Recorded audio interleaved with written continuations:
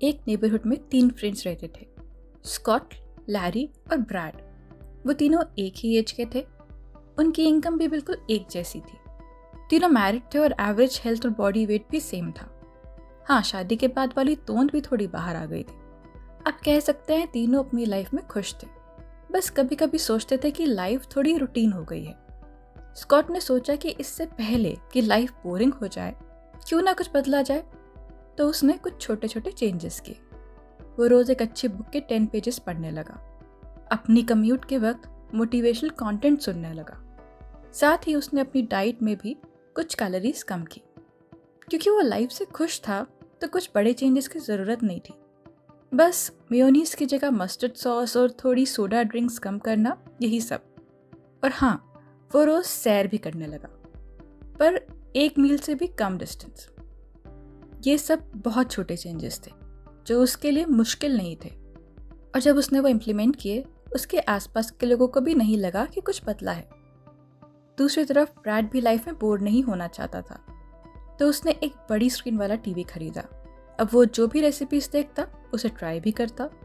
इस वजह से वो चीज़ से भरी हुई डिशेस ज़्यादा खाने लगा। इसके साथ ही उसने वीक में एक बार ड्रिंक भी करना शुरू कर दिया। उसके चेंजेस भी बहुत छोटे थे, इसलिए उनको इम्प्लीमेंट करना मुश्किल नहीं था। और तीसरी जगह लैरी, हाँ, उसने कोई चेंजेस नहीं किए, बस कभी कभी सोचता था लाइफ में कुछ बदलना चाहिए। और फिर 5 महीने बीत गए। नहीं, उन तीनों में कोई फर्क नहीं दिखा। तीनों एक जैसे ही दिख रहे थे। 10 महीने बीते, तब भी सब कुछ सेम था। पर फिर 18 महीने बाद उन तीनों के अपीयरेंस में थोड़ा सा फर्क नजर आने लगा। ब्रैड की तोंद थोड़ी और बाहर आ गई थी, पर यह कोई बड़ी बात भी नहीं थी। पर फिर 27 महीने बाद उन तीनों में बहुत ज़्यादा डिफरेंस दिखने लगा। और बस 31 महीने बाद उन तीनों में एक मैसिव डिफरेंस दिखने लगा। स्कॉट हेल्दी दिखने लगा, इसके साथ साथ वो एनर्जेटिक भी फील करता था। ब्रैड का शरीर मोटा और थुलथुल हो गया था, इस वजह से वो जल्दी थक जाता था। और लैरी, वो वैसे का वैसे ही था। हाँ, वो सोचता था कि लाइफ बोरिंग है, काश कुछ बदल सकता। पर उन तीनों का फर्क सिर्फ वेट तक ही सीमित नहीं था, क्योंकि स्कॉट ने बहुत सारा यूजफुल कंटेंट सुन लिया था। इस वजह से उसे ऑफिस में प्रमोशन मिली थी और उसकी मैरिड लाइफ भी अच्छी चल रही थी। वही ब्रैड मोटे होने की वजह से लेथार्जिक फील करता था और इसलिए उसकी प्रोडक्टिविटी इफेक्ट हुई थी। उसे ऑफिस से अक्सर नेगेटिव फीडबैक मिलता था, जिस वजह से वो चिड़चिड़ा हो गया था और उसके अपनी वाइफ के साथ झगड़े होने लगे। और हाँ, लैरी की लाइफ तो वैसी ही थी जैसे 31 महीने पहले थी। हाँ, वो अब भी सोचता था कभी कुछ बदलता क्यों नहीं। तो 31 महीने बाद जो लोग इन तीनों को जानते थे, वो कहने लगे स्कॉट तो ओवरनाइट सक्सेस बन गया है, उसकी किस्मत कितनी अच्छी है। पर सच तो ये है, वो जो भी बना था वो बहुत ही छोटे छोटे पर लॉन्ग टर्म चेंजेस की वजह से बना था। तो आप समझ गए होंगे कि आज मैं किस बुक की समरी लाई हूँ। आज मैं बात करूंगी बुक द कंपाउंड इफेक्ट की। तो बुक का मेन कॉन्सेप्ट है small smart choices plus consistency is equal to radical difference. ये बहुत सिंपल है, पर इसके कुछ प्रिंसिपल्स हैं। ऑथर डैरेन हार्डी ने इस बुक में इन प्रिंसिपल्स को डिटेल में एक्सप्लेन किया है, तो चलिए उनके बारे में बात करते हैं। सबसे पहला प्रिंसिपल है there are no shortcut to success. मुझे यकीन है आप ये बात जानते हैं कि वो स्विमर जिसने ओलंपिक में मेडल जीता, उसकी इस जीत के पीछे सालों की कड़ी मेहनत है। उसने रोज़ घंटों स्विम किया था, सर्दी में गर्मी में एक ही वक्त पर सुबह उठकर प्रैक्टिस की थी, अपनी डाइट का ख्याल रखा था। ऐसे नहीं था कि उसने बस एक दिन सोचा आज मुझे बहुत सारा स्विम करना है और बस ओलंपिक जीत लिया। तो आपको लाइफ में जो भी चाहिए उसके लिए पूरी मेहनत करनी पड़ेगी। अगर आपको वेट कम करना है तो एक्सरसाइज करनी पड़ेगी।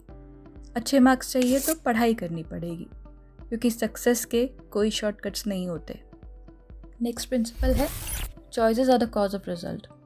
अच्छी चॉइसेस आपको लाइफ में आगे लेकर जा सकती है और वहीं बुरी चॉइसेस पीछे।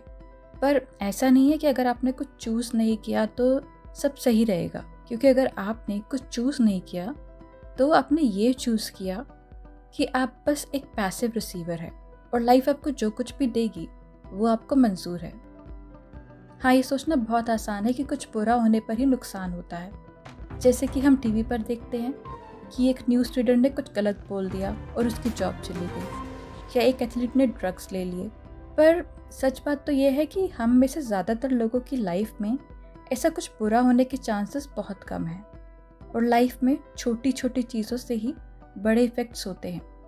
वो छोटी चीज़ें जो हम रोज़ करते हैं। छोटी चॉइसेस कितनी पावरफुल होती है वो आपको एक एग्जाम्पल से समझ आ जाएगा।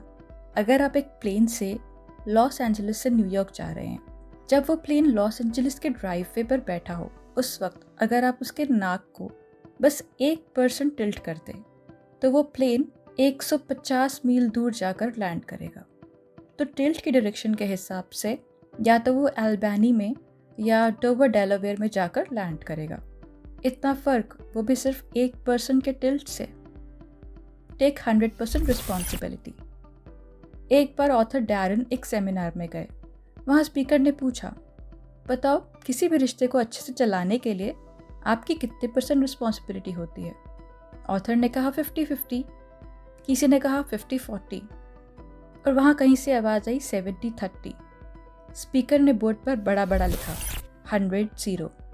किसी भी रिश्ते के लिए ज़रूरी है कि आप उसे अपना 100% दें, तभी वो काम करेगा।